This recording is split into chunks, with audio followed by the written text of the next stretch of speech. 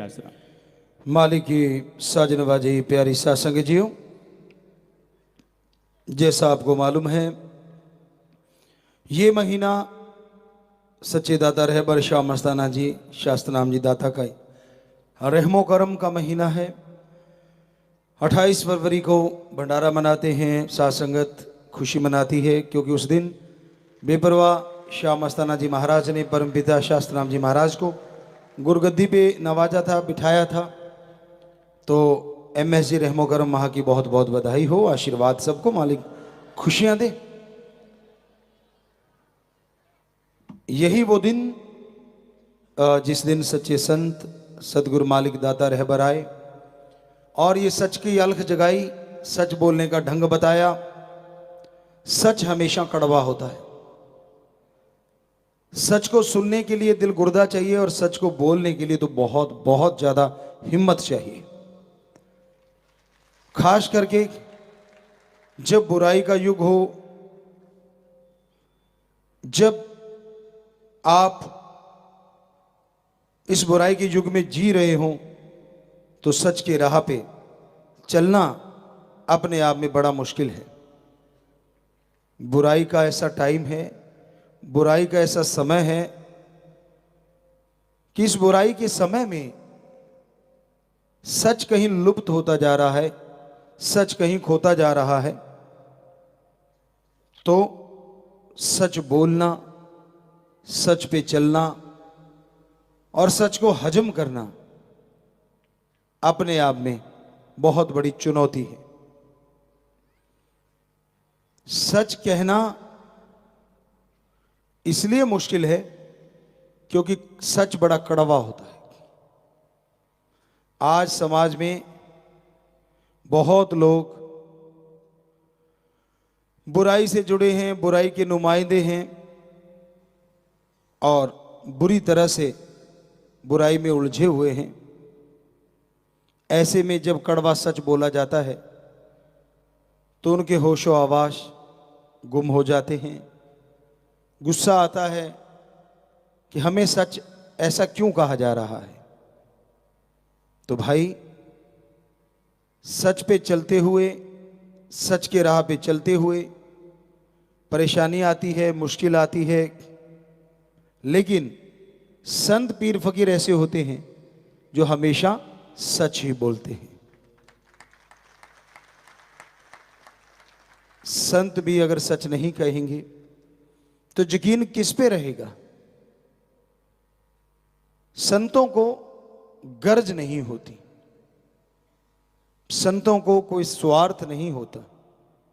सच्चा संत ना पैसा लेता है, ना चढ़ावा, ना मान बढ़ाई, ना अपनी वाह वाह करवाना उनको पसंद होता है, बल्कि ऐसा कहने वाले को अंदर से खुश नहीं होते। जो संत की मान बढ़ाई करे, बहुत ज़्यादा लिपापोती, चमचागिरी, चापलूसी, ये दुनिया में चल सकता है, लेकिन सच्चा संत पीर फकीर कभी इन चीज़ों को पसंद नहीं करता। आप संत कहें, गुरु कहें, पिता कहें, माता कहें, सब चलता है, क्योंकि ये एक संत एक गुरु होता ही है, उसमें कोई दो राय नहीं। लेकिन जब आप बढ़ा चढ़ा के बहुत ज़्यादा कुछ कहते हैं तो चाहे जो मर्जी कहते रहिए, लेकिन सच्चे संत को इन चीज़ों में कोई इंटरेस्ट नहीं होता, ना वो इसे पसंद करते हैं, ना ही उससे कोई वो खुश होते हैं। चापलूसी करने से, ऐसी बातें बोलने से दुनिया में इंसान खुश हो सकता है, लेकिन सच्चा संत पीर फकीर तो ये कहता है कि सबसे बड़ा, सबसे खुशियां देने वाला अगर कोई है तो ओम हरि अल्लाह वाहिगुरु और राम है। वो मालिक ऐसा है, वो दाता ऐसा है जो सब कुछ देता है। संत तो एक सेवादार होते हैं, एक चौकीदार होते हैं। उनका मकसद समाज को जगाना होता है, उनका मकसद समाज में बदलाव लाना होता है। जैसे आज का दौर है, नशे का बोलबाला है, बुराइयों का बोलबाला है, स्वार्थीपन, गर्जीपन बढ़ता जा रहा है। सच्ची बातें कड़वी होती हैं, पर आप निगाह मार के देखोगे समाज में ये बातें आज आम हो रही हैं। झूठ बोलने वालों को, गलत बोलने वालों को कोई टोकता रोकता नहीं, लेकिन सच कहने वाले को हर इंसान, खास करके वो इंसान जो झूठ से जुड़ा है, जिनकी झूठ की दुकान होती है, वो जरूर तिल मिला जाता है और वो सच को रोकने के लिए झूठी झूठी बातें करने लगते हैं या फैलाने लगते हैं। तो संतों का मकसद ओम हरि अल्लाह वाहिगुरु राम की बड़ाई करना होता है, उससे समाज को जोड़ना होता है। उसी से वो कहते हैं कि आप जैसे जैसे भक्ति करोगे वैसे वैसे परमपिता परमात्मा की वो तंदुरुस्ती ताजगी आपके अंदर आएगी, चेहरे पे खुशियां आएंगी और आप अंदर बाहर से पाक पवित्र बनते चले जाओगे, खुशियों से लवरेज होते जाओगे। संतों को कभी किसी से कोई बैर विरोध नहीं होता। संत सबका भला मांगते हैं। जैसे कई बार हम आपको कहा करते हैं कि संत अगर समाज में खड़े हैं, समाज में रहते हैं, संत रहें समाज में और सबकी मांगे खैर।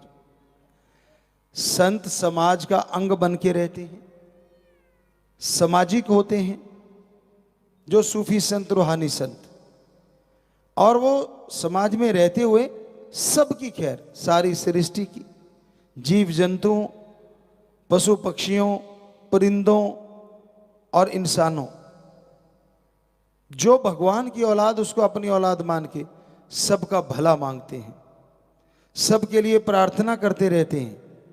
संत रहें समाज में और सबकी मांगे खैर, सबों से हमारी दोस्ती, नहीं किसी से वैर। संतों का सभी से बेगर्ज निस्वार्थ प्यार होता है, बैर विरोध किसी से नहीं होता। क्यों? जो भगवान की औलाद को प्यार करेगा, जो भगवान को प्यार करेगा, वो भगवान की औलाद से नफरत कैसे कर सकता है? इसलिए वो सबके लिए दामन फैला के अंत्यकरण से भला मांगते हैं कि हे परमपिता परमात्मा, सबका भला करना, सबको सुख मिले, सबको खुशियां मिले। तो संत इस तरह से सबके लिए वचन करते रहते हैं। वो कभी किसी का बुरा सोचते ही नहीं, करना तो बहुत दूर की बात। सभी धर्मों का सत्कार करना, ऊंच नीच के भेदभाव को मिटाना, नशाखोरी, मांसाहार और जिससे आदमी का आने वाले समय में नुकसान हो, उन बातों से रोकने के लिए दिन रात संत लगे रहते हैं, दिन रात संत चर्चा करते रहते हैं। तो भाई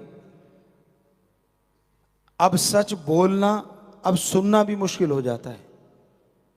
जब सच्ची बात आती है तो आदमी या तो अननॉर्मल हो जाता है, वो अपने आप को या तो ऐसे ओवर कॉन्फिडेंस में दिखाएगा कि नहीं मैं तो सही हूं, मेरे पे को थोड़ा ही ना कहा जा रहा है, या घबराहट या परेशानी, या उसके दिलो दिमाग में छुपा हुआ चोर उस साफ पता बता देता है कि ये बंदा झूठ का पुजारी है, इसका दिखावा कुछ और है, ये करता कुछ और है, दिखता कुछ और है और असलियत में है कुछ और।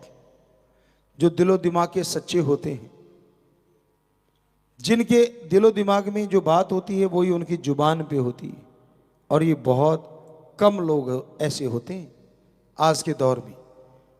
आज के दौर में तो जुबान पे कुछ और है, अंदर कुछ और है, दिखता कुछ और करता कुछ और है। ये बढ़ता जा रहा है समाज में।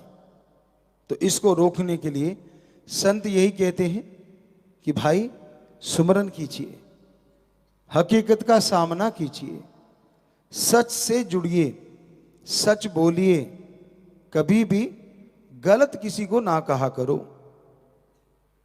क्योंकि गलत बोलना, गलत कहना बहुत ही बुरी बात है।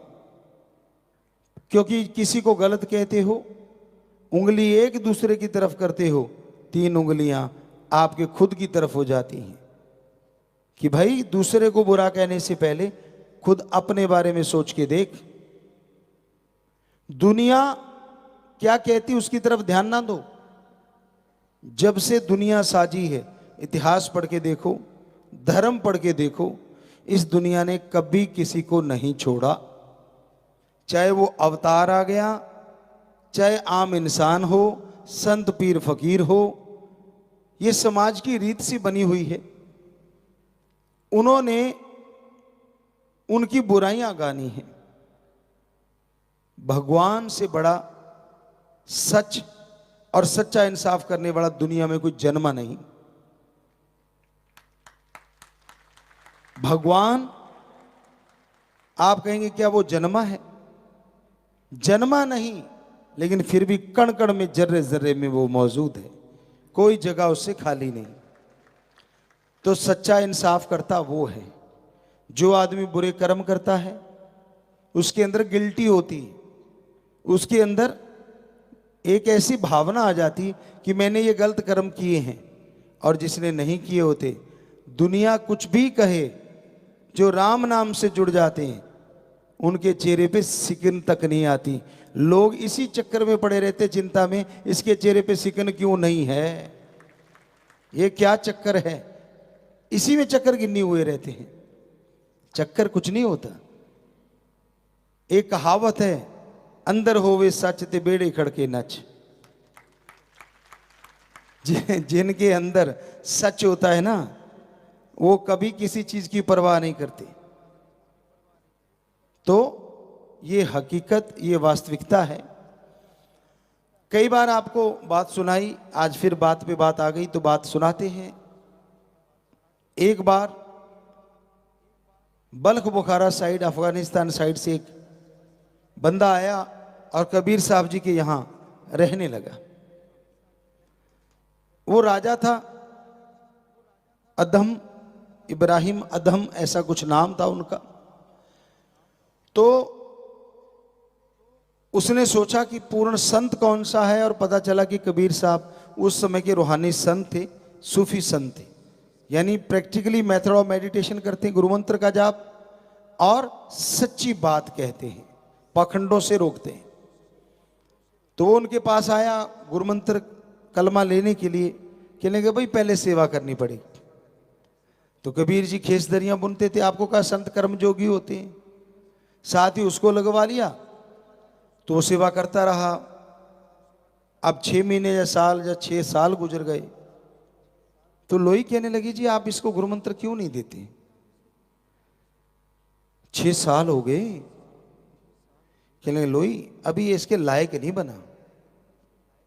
कहने लगे मुझे कैसे पता चले? कहते ऐसे कर, गोबर घोल ले, गाय पशु का गोबर का घोल बना ले, थोड़ा कीचड़ डाल ले, जब ये सुबह नीचे से गुजरेगा ना इसके ऊपर उंडेल देना और थोड़ी पीछे हट के सुनना ये क्या कहता है। कहती जी सतवचन। अब वो आदमी राजा वहां से गुजरा, लोई ने, माता लोई ने वो कचरे का जो डब्बा था या तसला था उसके ऊपर उंडेल दिया और थोड़ी पीछे हट गई। तो उंडेलते ही वो कपड़े झाड़ते हुए बोलता है ये तो मैं हूं यहां, बल्ख बखारे होता करता सो करता। अब इतना कह के वो निकल लिया। लोई कबीर जी के पास आई, कबीर जी मुस्कुराए, कहने लगे हाँ लोई क्या बोला वो? कहते जी मैंने कचरा डाला और वो कहता बल्ख बखारे होता करता सो करता। कहते राम नाम इसके अंदर कैसे आएगा, इसके अंदर तो बल्ख बुखारा अड़ा हुआ है। यानी अहंकार इतना है। अब 6 साल और गुजर गए। तो कबीर जी कहने ले भाई लोई अब ये लायक हो गया है, अब इसको राम का नाम, मालिक का नाम देंगे, फटाफट ये तरक्की कर जाएगा, रूहानी तरक्की। लोई हंसने लगी, कहती जी मुझे तो पहले जैसे दिखता है, मुझे तो नहीं फर्क लगता। कहते अब ऐसे करना, आदमी की गंदगी, कुत्ते की गंदगी, जो सबसे ज्यादा गंदी चीज वो घोल बना ले और जब निकले नीचे से तो इसके ऊपर डालना। कहने लगी जी ठीक है। वैसे तसला भरा और उसके ऊपर डाला तो वहीं पे घुटनों के बल बैठ गया और ऊपर हाथ उठा के कहने लगा दोनों, हे डालने वाले, मालिक तेरा बहुत भला करे, मेरा मन पापी इसी के लायक था, मेरा मन अहंकारी इसी के काबिल था। तो माता लोई के भी आंखों में आंसू आए। कबीर जी के पास गई। कबीर जी कहते हाँ लोई क्या हुआ? तो उन्होंने बताया जी ऐसे ऐसे करके यूं बोला। कहते निकल गया ना बलक बुखारा, अब ये अंदर से पाक हो गया, अहंकार खत्म हो गया है।